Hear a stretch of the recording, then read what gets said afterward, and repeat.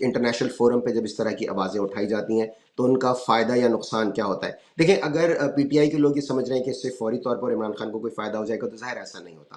وہ کوئی ایسی، ان کے پاس اس طرح کی کوئی اختیارات نہیں ہے کہ وہ فوراً عمران خان کو کہیں کہ جی آپ ان کو ریلیز کریں. ایبسولوٹلی ناٹ، ایسا تو نہیں ہوتا.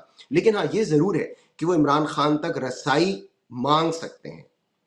اقوام متحدہ کی جو نمائندہ ہیں وہ عمران خان تک رسائی مانگ سکتی ہیں کہ وہ دیکھنا چاہتی ہیں کہ کیا واقعی اسی طرح سے ٹارچر کیا جا رہا ہے عمران خان کو، اسی طرح کی غیر انسانی جو کنڈیشنز ہیں ان میں ان کو رکھا گیا ہے. یہ ضرور ہے. دوسری چیز کیا ہوتی ہے؟ یقینی طور پر پاکستان کی ساکھ، پاکستان کا امیج متاثر ہوتا ہے کہ پاکستان اپنے پولیٹیکل پریزنرز کو ڈیسنسی کے ساتھ ٹریٹ نہیں کرتا، اور یہ کسی بھی ملک کے لیے اچھا نہیں ہے. یہ آپ کی ساکھ پر ایک بہت بڑا نشان اٹھاتا ہے.